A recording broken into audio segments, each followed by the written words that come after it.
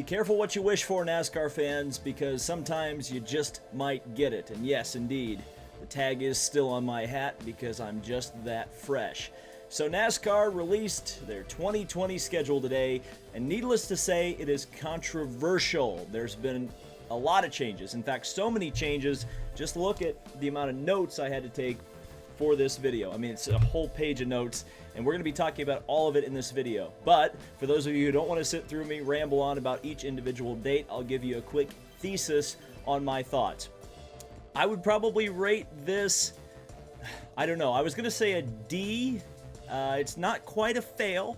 I think there are some good things about this schedule, particularly moving around some of the more traditional NASCAR events and some of the more popular NASCAR events to give them a more significant spot on the calendar. I think that's a positive. However, I think on a whole, NASCAR missed some major opportunities and created some situations that are really going to kill a couple of their events, which were previously must-watch or at least high-dollar events. Now, because of some clashes and just some poor planning on their part, some of these events are really going to struggle once you get to 2020. There's also the big change, which is where the season finale will take place in Phoenix. I think it's a huge mistake. I think that is one of their biggest mistakes they have made. Now, of course, I'm going to get into that a bit later in this video, and there are some possibilities that it won't always be Phoenix as the finale. So if that's the case, maybe it'll be a saving grace that we only have to deal with it for 1 year. But as it stands, this is some honey and a whole lot of bees, I guess you could say. So let's go change by change and talk about each of the major points on the schedule. So the first thing, and this is a positive as far as I'm concerned, Atlanta will move from the second race of the season, which previously it was right after Daytona. It will now move behind the West Coast swing, the NASCAR goes west sort of thing with Las Vegas and California. And it will now be the fifth race on the calendar. I think this is a thumbs up for me. I think the weather will be much better by the time they get around to the fifth race of the season in Georgia. It'll be less there'll be less likely that it'll be cold, rainy, and miserable. And I think, again, that's a positive. I think moving Atlanta further in the calendar year as well also increases the possibility that the race is going to be warm, not only for the fans, but also on the track action from the perspective of if the track is warm, meaning the racing probably will be better because it'll be harder for the cars to drive. It just seems like with the NASCAR's current package, the more grip you have, the worse the racing is, and the less grip you have, the better it is. So it looks like there's going to be a slippy, slidey Atlanta, and that's a positive thing. We go on to the first negative. The race directly after Atlanta will be Homestead Miami Speedway. It is no longer the season finale. It is just another race now. It's not even in the playoffs. And on the surface, you may say, well, David, what's the problem with moving Homestead to earlier in the season? In fact, that used to be a traditional date for the Indy cars back in the day, and it was fairly successful when it was run that way. Here's the problem. The weekend they've chosen for it is right at the end of March. And the specific weekend, while the schedules aren't quite out yet, it's almost a certainty that this date at Homestead Miami in Florida will clash not only with the 12 Hours of Sebring and also the Super Sebring weekend with the FIA World Endurance Championship, but also clash with the NHRA Gator Nationals. That will be three major racing events happening on the same weekend in Florida. And guess which one doesn't have a whole lot of tradition? That's right, it's the NASCAR one. Put it to you this way. There was 150,000 people on Saturday for the 12 Hours of Sebring. NASCAR will be lucky to get a third of that, and I don't think they will get a third of that. That would be 50,000 people. I think attendance will be lower than that for the NASCAR race at Homestead. I think a lot of the fans from Homestead aren't going to be too happy that they lost such a significant date in the calendar. And if you're looking at it from the perspective of what a racing fan is going to choose, maybe the more, sophisticated racing fan is going to choose the road race at Sebring. And also, if you're a partier, Sebring is where you're going to want to go. Why would you go to the NASCAR race when there's the craziness and wildness of Sebring's Green Park? And if you're maybe someone who really likes the production side, the John Forces of the world, you're going to go to the NHRA race. And again, these races have tradition. The Gator Nationals is a huge event for the NHRA. The 12 Hours of Sebring, say no more. It is the most important endurance race in the country, and I know that's going to piss off some of the people who think the Rolex is, but ultimately, in terms of the history of road racing in the United States, Sebring is more important. So why they moved Homestead here is beyond me. I think it's a terrible decision. I think it's going to kill that race, or at least kill the attendance for it. TV-wise, who knows? It'll be the first time Fox has covered it, maybe ever. But let's move on to another positive. Martinsville Raceway. It's going to go and move to May, Mother's Day weekend. But the thing that the fans are really going to like, I think, is the fact that it's going to be a night race. I think a lot of the fans have been clamoring for that for a while. Again, the weather is going to be less of a factor the closer you move to the summer. So moving it to May will mean less of a chance of a rain out or a snow out like it was last year. So another thumbs up for me on that one. I think they made a good decision there, even though maybe some traditionalist NASCAR fans won't want to see it move to May. I don't know. I think that one, of the dates that they moved, this one is one of the least egregious. Let's move on to a really egregious one. And there's a lot to talk about here. Pocono. Pocono loses a date. Now, I know people are going to say, but David, it's a doubleheader now. It's a doubleheader, yes. They are ripping off pretty much exactly the IndyCar strategy of taking your most boring race. In IndyCar, it's Detroit. For NASCAR, it's Pocono. And saying, you know what? We need to do that twice in one weekend. Oh, boy. Yeah, I don't know about this one. Because Pocono is one of the better attended races on the calendar. You get 2 full crowds there each year. So why they decided to essentially take a date away from Pocono and try this doubleheader thing is beyond me.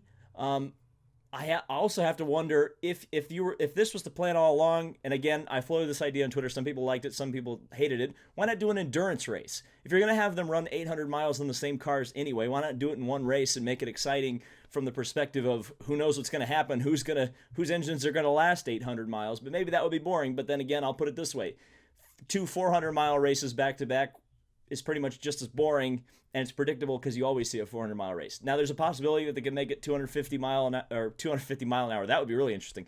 250-mile sprints on each day, but with the stages, it makes it predictable anyway. So I don't know.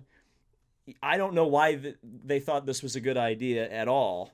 And again, it's screwing over like your one track in the Northeast. And by the way, this isn't the only way they put the screws to Pocono. We'll get to that a little bit later, but I don't know. This one really makes me nervous. And from a scheduling perspective, from a TV and interest perspective in terms of NASCAR racing, guess how the schedule goes? You have a doubleheader, 2 races at Pocono, and then you go to Indianapolis. Let's talk about Indianapolis, shall we? Indianapolis is taking the former traditional spot of Daytona on July 4th weekend. That alone is going to piss off everybody. Just everybody across the board. I don't think there's a single person happy with this date change. And quite honestly, I think they're trying to kill the Brickyard. I think this is it. I think this is... I'm going to put my chips on the table. 2020 is the last Brickyard 400. I think they want to kill it. They want it dead. This is the way they're going to do it. By the time 2021 comes around, the Brickyard Indy will be off the schedule. Because you look at what they have done, they tried to give it a really equitable date, a really good date, late in the year, the last race before the playoffs, made it important, and the crowd arguably was worse. Now, that was partly due to the weather, but if it had been dry, would the crowd have been any better? I'm not so sure. The Brickyard 400 has been an event that's been dying for quite a while, and quite frankly, the only thing that's keeping it afloat is the TV money. Once the TV contracts end, then things will be renegotiated, and will the TV companies value Indianapolis as much anymore? Specifically, now that NBC is the sole supplier of IndyCar racing, they now have a race to promote at Indianapolis, and one that looks a hell of a lot better on TV. I don't know. I think the Brickyard may be in dire straits. And not only that, as someone who grew up in the Indianapolis area, I can tell you that around the 4th of July weekend, everybody leaves. nobody plans to stay. Nobody does staycations in the Indianapolis area around July 4th. They all go all across the country. That's the vacation time, the traditional vacation time. It's going to be terrible. And not only that, it's hot. I've been to a Brickyard 400 in July. It was 120 degrees. It was awful. It was a slog, and the racing didn't really make up for it. So, yeah, I think they're trying to kill Indy. I think this is the last gasp. This may be the last one. They may promote it as the last one. We'll have to wait and see. We're going to get into some more troubles. We're going to talk a little bit more about Pocono.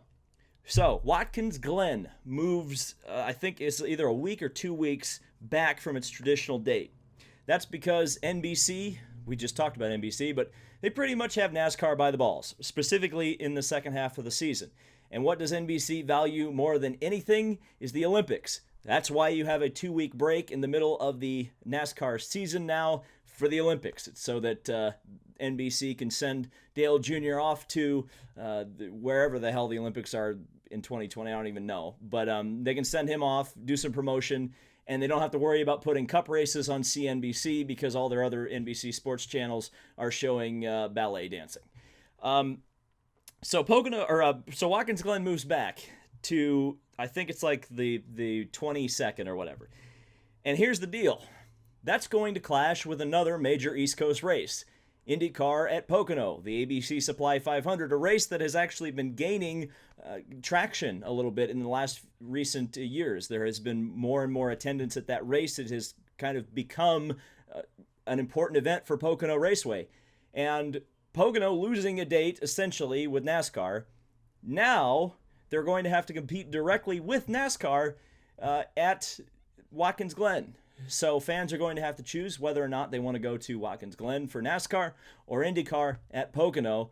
And again, I mean, unless Pocono wants to move the IndyCar race, but that's not going to help them with their date equity at all. So again, we've got some major problems here with Pocono and NASCAR because, boy, oh boy, they got hosed in this deal as far as I'm concerned, because IndyCar essentially becomes their second big event now that they don't have a second NASCAR event. They need it to work.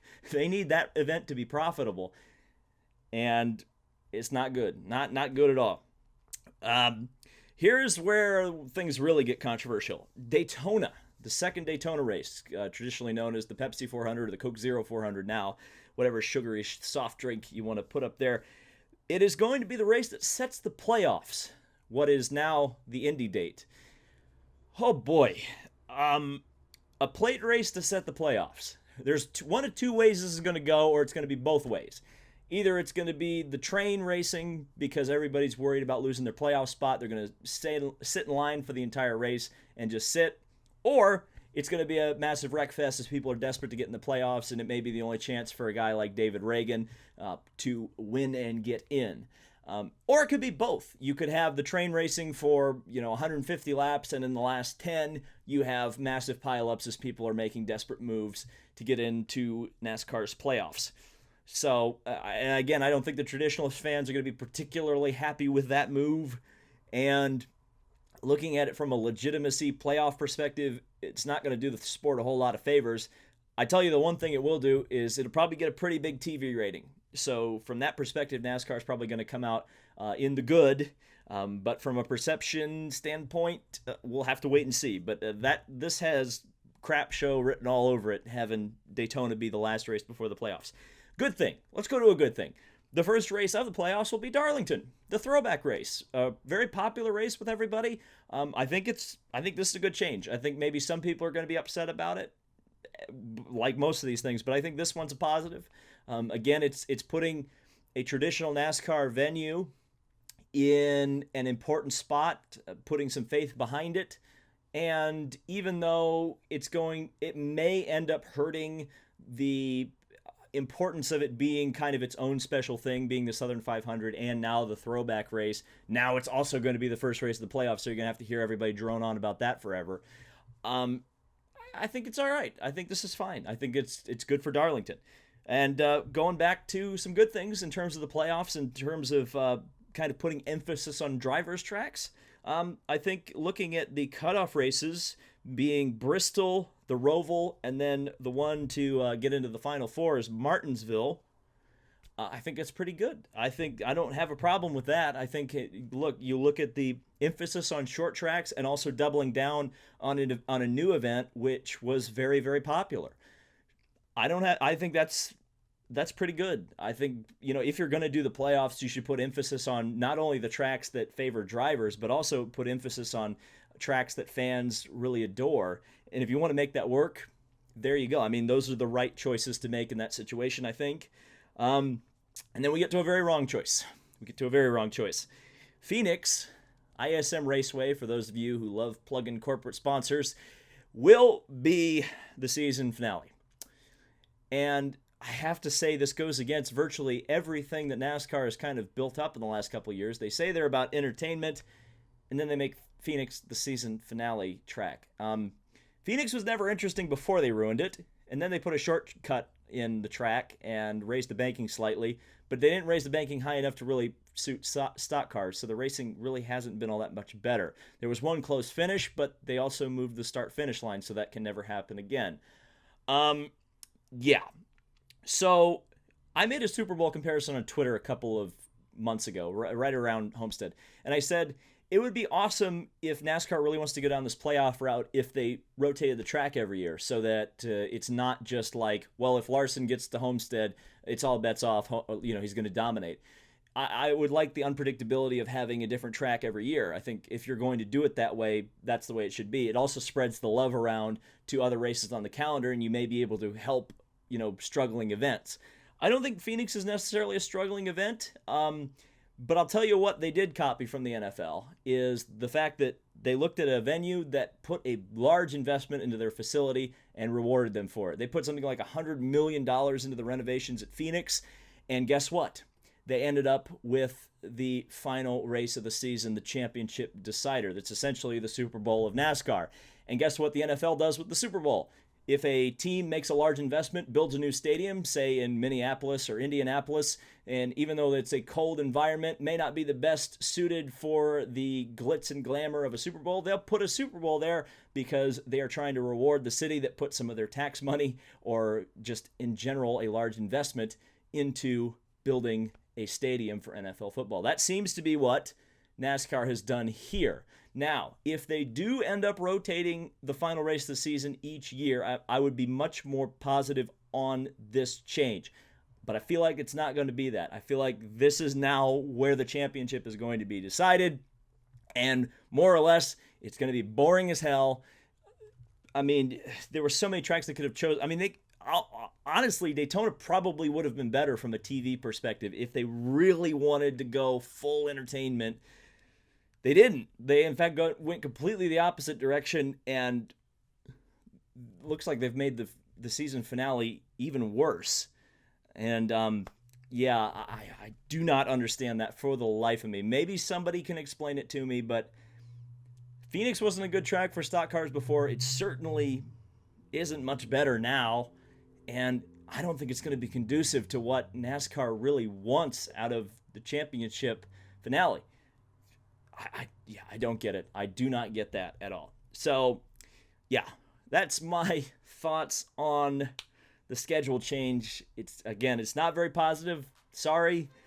I know people upset at me about that, but there's definitely some major errors here, and we're just going to have to see how it all goes. Maybe 2021 will be better. That's what everybody is saying, but who knows? Thank you guys so much for watching. This has been David Land on YouTube. Subscribe for more NASCAR and motorsports content, and we'll see you in the next video.